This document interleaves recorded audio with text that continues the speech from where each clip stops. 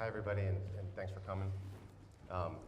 My name is John Shiffman. I'm a reporter at Reuters in Washington, and I first wrote about Operation Shakespeare about 2-3 years ago when I worked as a reporter here for the Philadelphia Inquirer. This is Dave Hall. He's a partner at the Wigan and Dana law firm here in Philadelphia, and before that, Dave was the prosecutor for Operation Shakespeare. During the sting, Dave worked alongside about a half dozen federal agents from Homeland Security investigations, which is a part of Immigration Customs Enforcement.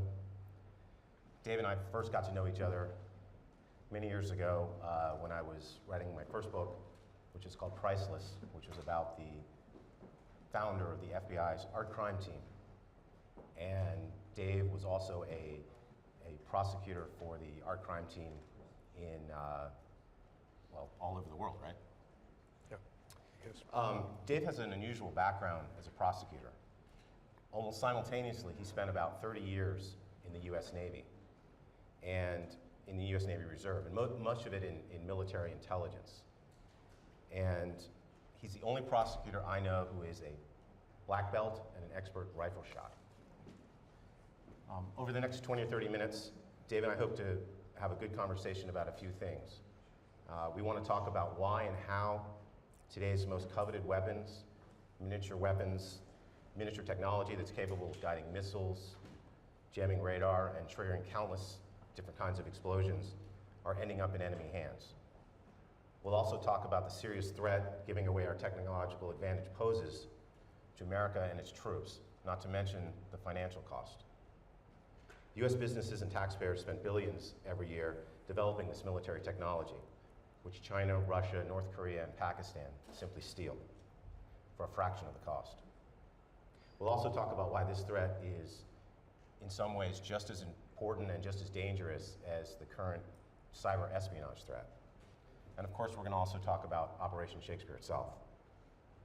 Let me start with a very brief overview of Operation Shakespeare, and then I'll turn to Dave for a conversation about the case and the larger public policy implications. At the end, we'll save time for some questions. Operation Shakespeare uses the background and tension of one Homeland Security case, an extraordinary case, to describe a shadow war that takes place daily, but is far removed from the headlines. Operation Shakespeare was an undercover sting against one prolific Iranian arms broker. It was a first of its kind sting. Homeland Security agents here in Philadelphia created an undercover business to lure an Iranian arms dealer from his base in southern Iran, a city called Shiraz, to the Republic of Georgia, to the capital, to Tbilisi. The Iranian, whose sole customer was the Iranian government, hoped to buy sophisticated radar, cockpit computers, and gyroscopes capable of steering missiles. American law enforcement had run stings like this for many, many years, but they never caught someone like Artabelli in this way. Something always went wrong. So the book uses the background of the Shakespeare sting to describe the systematic effort by the Iranians, the Chinese, the Russians, Pakistanis, the North Koreans to acquire American-made technology. Because on today's battlefields, the most lethal weapons are not necessarily the big ones, but rather the small ones, small enough to be smuggled inside a pack of chewing gum. Microchips, gyroscopes, radar cloaking night vision, and technology. I have one such item right here. I'm sure you can barely see it. But this is an actual microchip from the Operation Shakespeare. And this is exactly what the Iranian was trying to acquire. It's a phased array radar microchip. And it's smaller than a fingernail, but if you string a bunch of these together, you can pinpoint aircraft in the sky. You can use it in radar to shoot down American planes and to shoot down other things. And there's actually a copy of it right here on the back of the book. So you can see it's smaller than the size of a dime. Now, it's perfectly legal, I should say, to hold this here in the United States and to possess it. This one's worth about $1,000. And it's perfectly legal to have it in the United States. What's illegal is to take it outside the United States. I need a government license for that. And that's what these Homeland Security agents are trying to prevent. And it's a crime because the tiny weapons are vital to giving the U.S. troops the kind of advantage that they need. It's why our Army mostly fights at night, because that's why we have the huge advantage then. It's why our fighter jets and bombers and our submarines are nearly invisible to the enemy. Nobody wants to go to war, but if we do go to war, we want our soldiers to have the best protection. And most of all, we don't want our enemies to be able to use American-made weapons against American troops. And this is not some kind of future hypothetical threat.